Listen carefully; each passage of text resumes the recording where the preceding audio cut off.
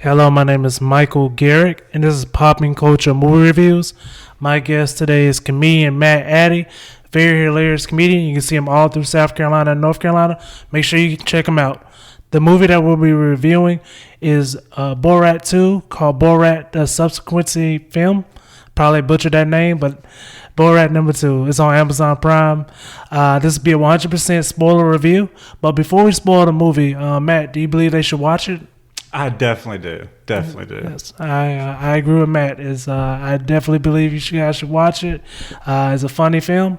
Everything past this point will be 100% spoilers. Matt, I'll let you kick off the review. Yeah. So Borat subsequent movie film is Sacha Baron. He's one of my favorites. The guy is hilarious. He's a master at what he does, man.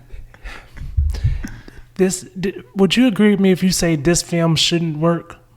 Oh, of course not. Like, it has every variable not to work. It was sad the fact that this movie worked, and I felt like Deadpool 2 didn't. So So I was like, wow. I know. God, and I love Deadpool, and you're exactly right. It's like, if anybody can make a sequel after this many years, that many years and having to follow Borat, because I mean that's the downfall about the sequel is that regardless, people will compare it to the first. There's no getting around that. And it's no more surprising. We know who you are. Exactly. Like, we know the character. We've seen you. I mean, the last one was almost a decade. Yeah. I mean, it's crazy, and do that. So you're exactly right. So how did you like the fact that early in the movie they established people knew who he was? That's a great point. He was walking down New York City or whatever, and people Borat.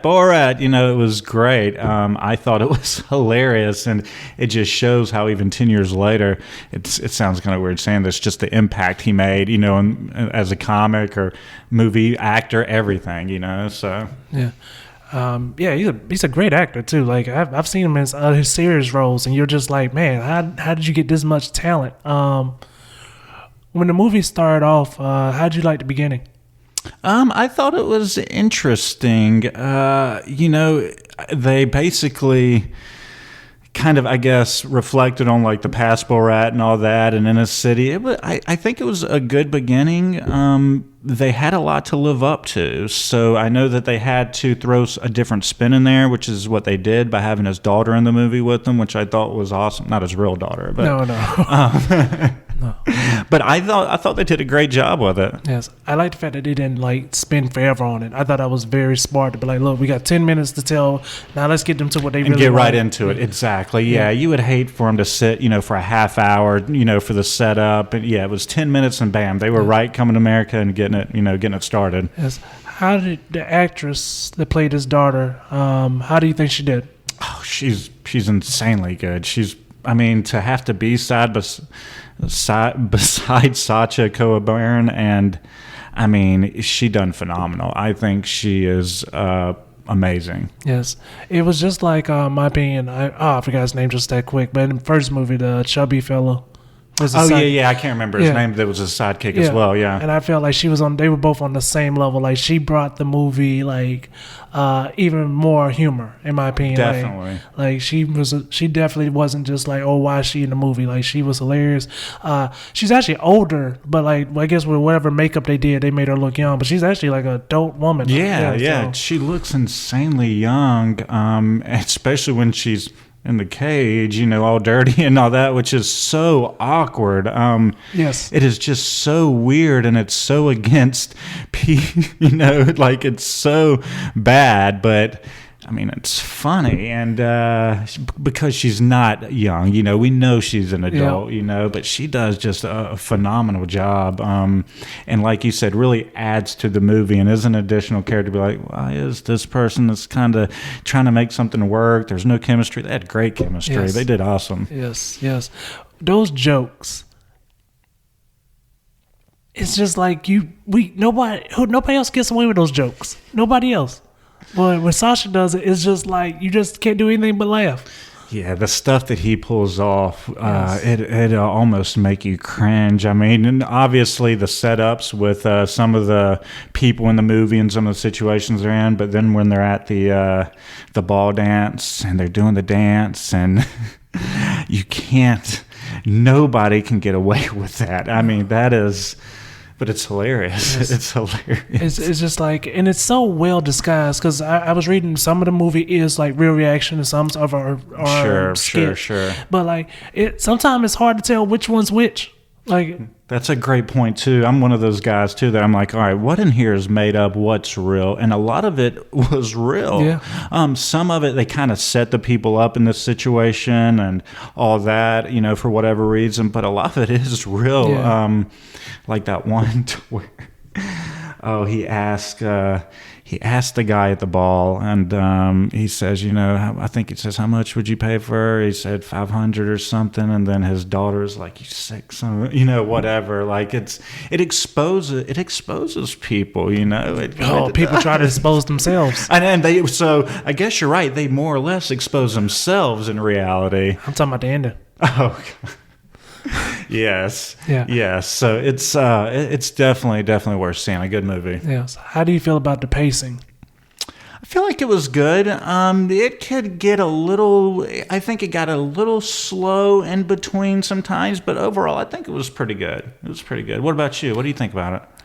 It could have been maybe one or two things pulled out, but majority. And when I say very little, I mean maybe 5 minutes cut out. Sure, like I think sure. I didn't even have to use time well. It was never a moment where I felt like they were trying to ramp up to an ending where they were not already cruising towards it. Definitely.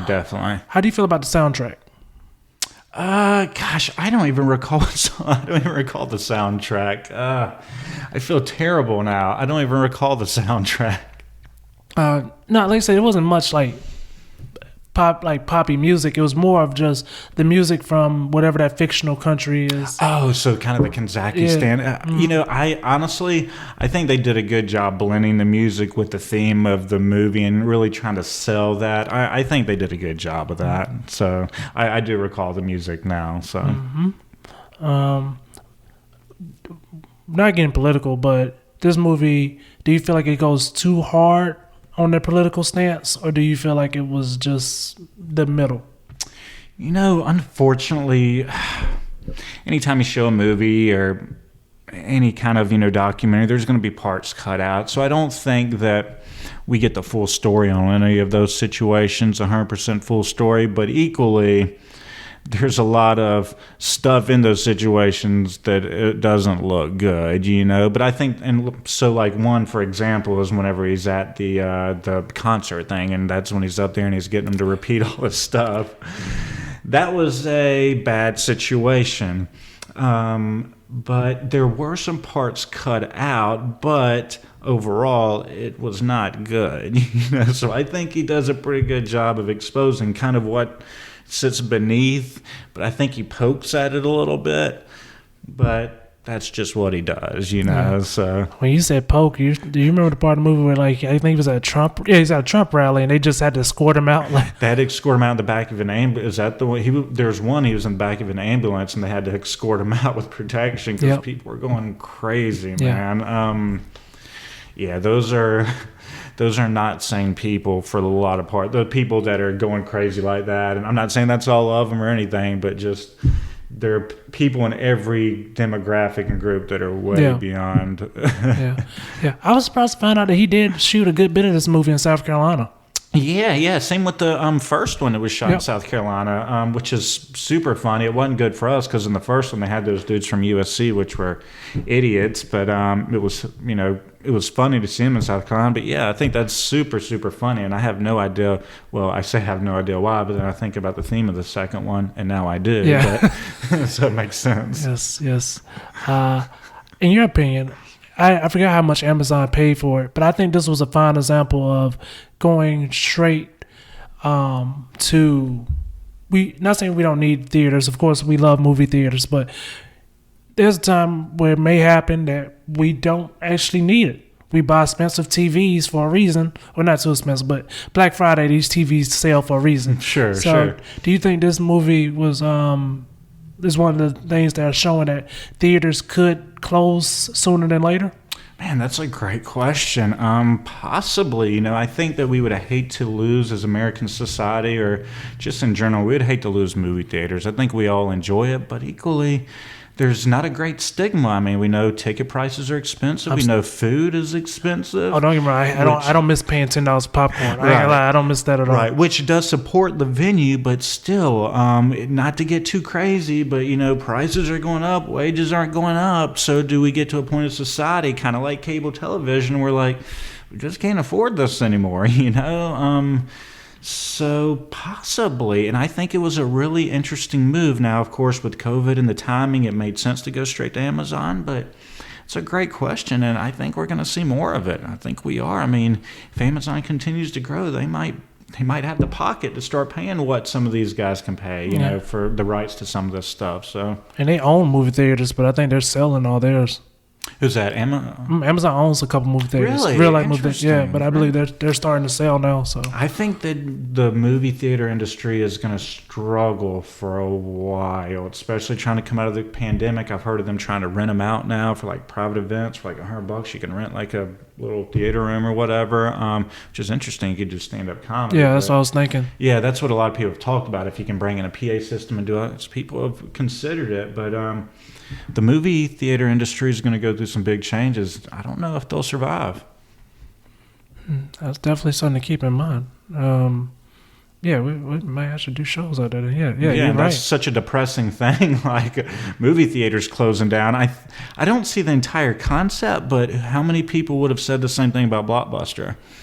How many people would have said, I think that Blockbuster won't survive? And we're talking about 20 years ago when Blockbuster was still kicking.